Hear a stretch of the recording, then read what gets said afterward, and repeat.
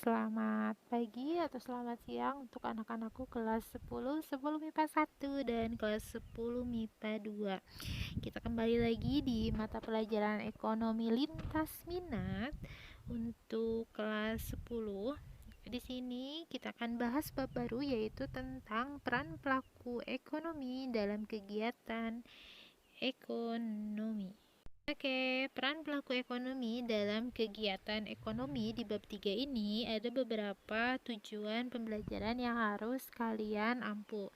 Yang pertama yaitu menjelaskan produksi sebagai kegiatan dalam ekonomi. Yang kedua menjelaskan distribusi dalam kegiatan ekonomi. Yang ketiga menjelaskan konsumsi dalam kegiatan ekonomi.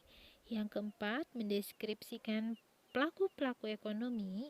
Yang kelima, menjelaskan peran pelaku ekonomi. Dan yang terakhir yaitu menjelaskan model diagram interaksi antara pelaku ekonomi. Atau nanti akan ada kurva circular flow diagram. Oke, yang pertama, produksi. Produksi sebagai bagian dari kegiatan ekonomi. Nih, kita lihat gambar di sini. Gambar apa, yo?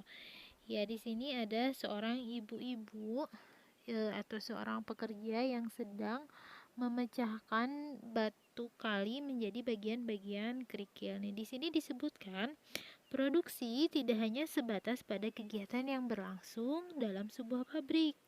Kegiatan memecah batu kali menjadi pecahan kecil sehingga dapat digunakan untuk bahan bangunan juga termasuk kegiatan produksi.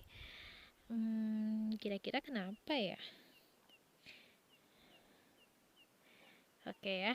Di sini karena nih untuk lebih jelasnya nih karena memang produksi itu tidak hanya terbatas pada sebuah pabrik. Nih karena pengertian dari produksi itu sendiri yaitu suatu kegiatan. Nah, si ibu ini bikin kegiatan ya untuk menambah nilai guna suatu barang atau suatu benda sehingga menciptakan benda baru yang lebih bermanfaat dan memenuhi kebutuhan. Nah, ibu ini adalah dia mengerjakan suatu kegiatan yang bisa menambah nilai guna suatu barang. Ketika batu kali itu ada di kali, tidak diapa-apain, itu masuknya barang bebas atau tidak ada nilai ekonominya. Tetapi ketika batu kali itu sudah berada di darat, apalagi sudah dipecah-pecah, lalu itu menjadi nilai ekonomi. Karena apa? Karena bisa dijual, bisa dijadikan untuk bahan bangunan ya. Jadi jelas ya. Oke. Selanjutnya produksi ini dibagi dua, yaitu produksi barang dan produksi jasa. Nah, jelas kalau yang ibu tadi itu adalah produksi barang berupa batu kali. Kalau misalnya yang di pabrik juga itu adalah produksi barang. Yang di garmen, yang di tekstil, yang di tempat kerajinan dan lain sebagainya itu adalah produksi barang atau ada wujud barangnya atau ada wujud yang diproduksinya. Nah, ada yang kedua yaitu produksi jasa. Emang jasa bisa diproduksi ya? Bisa. Nah, di sini apa sih kegiatan yang produksi jasa? Di sini mungkin contohnya ketika kalian punya motor, lalu motor kalian kempes bannya, apa yang akan kalian lakukan? Ya, pasti cari tambal ban. Nah, di tambal ban itu mereka itu memproduksi jasa tambal ban, dan kalian pun mengkonsumsi jasa tambal ban. Nah, atau misalnya tukang jahit, guru, dokter. Nah, mereka adalah memproduksi jasa atau membuat jasa yang kalian bisa nikmati secara langsung. Next. Oke, next selanjutnya.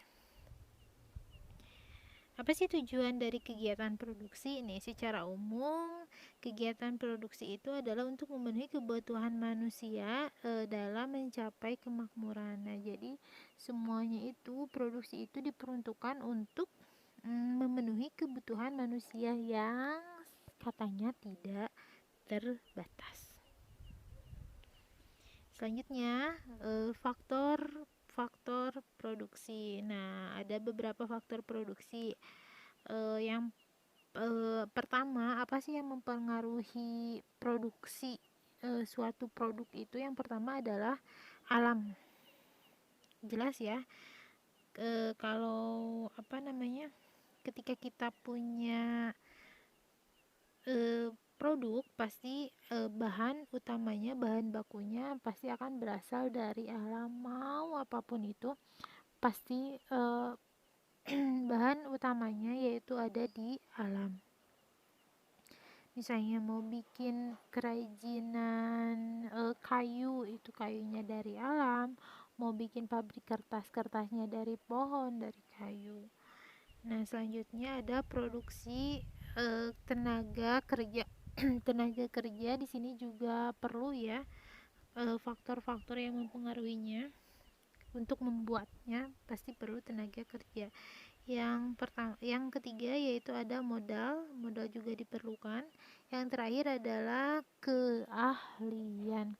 Ketika kalian sudah tahu sumber daya alamnya apa, tenaga kerjanya udah ada, lalu modalnya tidak ada, terus kalau misalnya kalian tidak punya keahlian, tidak punya skill, juga akan percuma ya, tidak akan menjadi sebuah produk. Nah, dalam teori perilaku produsen nih, pembahasan ini tidak hanya mencakup tentang proses produksi, namun juga proses lainnya harus dijalani agar tujuan perusahaan itu akan tercapai. Jadi saling bekerja sama, saling berkesinambungan. Oke, selanjutnya proses produksi itu akan banyak sekali komponen biaya yang harus dipertimbangkan. Tentu saja ya, karena membuat suatu produk, membuat sesuatu itu pasti akan ada biaya yang harus ditanggung. Apa saja sih? Nah, untuk mempermudah pengukuran biaya yang beragam tersebut, kita kelompokkan menjadi dua. Yang pertama ada yang disebut dengan FC atau fixed cost atau biaya tetap. Di sini biaya tetap biasanya yaitu biaya bahan baku utama yang ada. Nah, biaya tetap itu meliputi biaya bahan baku, biaya peralatan, dan juga satu lagi biaya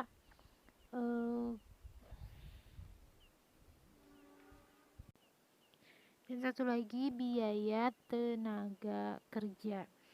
Kenapa ketiganya ini disebut atau dimasukkan ke dalam fixed cost? Nah, yang pertama yaitu biaya bahan baku, karena memang biaya tetap itu, kalau misalnya kalian produksi sesuatu, nah bahan baku utama itu akan menjadi biaya tetap yang akan selalu dikeluarkan setiap kali kalian produksi, karena memang bahan baku utama itu menjadi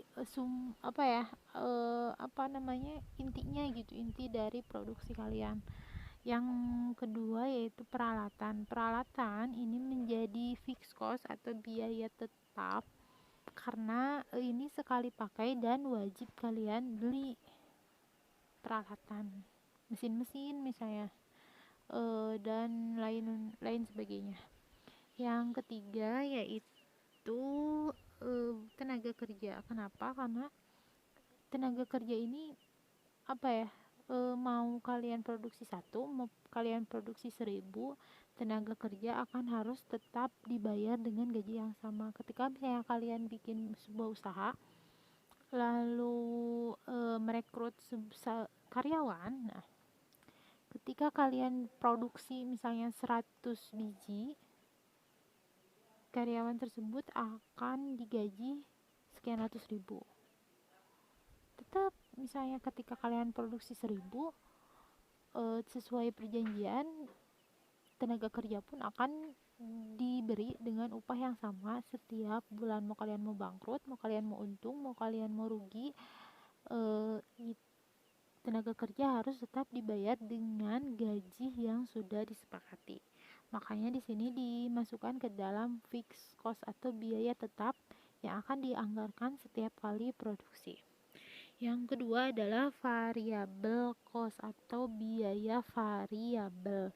Biaya variabel itu adalah biaya tambahan selain yang tadi, misalnya kebutuhan listrik. Nah, ini tiap bulan pasti akan berbeda. Lalu misalnya biaya bahan baku tambahan selain bahan baku utama, misalnya bumbu-bumbu, pokoknya yang sesuai kebutuhan, kemasan dan lain sebagainya, itu masuk adalah variable cost. Nah, FC ditambah VC sama dengan TC atau total cost atau biaya total. Penerimaan. Secara umum, penerimaan dapat diartikan sebagai sejumlah uang yang diterima oleh masyarakat dari berbagai sumber, mau dari manapun. Ketika ada uangnya, itu disebut dengan penerimaan. Nih, ada jenis-jenis penerimaan. Yang pertama ada penerimaan total, ada penerimaan marginal, dan ada penerimaan rata-rata. Oke, next selanjutnya kita akan bahas tentang kurva ini minggu depan ya, biar lebih leluasa. Terima kasih untuk hari ini. Selamat bertugas. Maaf bila banyak kesalahan. Wassalamualaikum warahmatullahi wabarakatuh.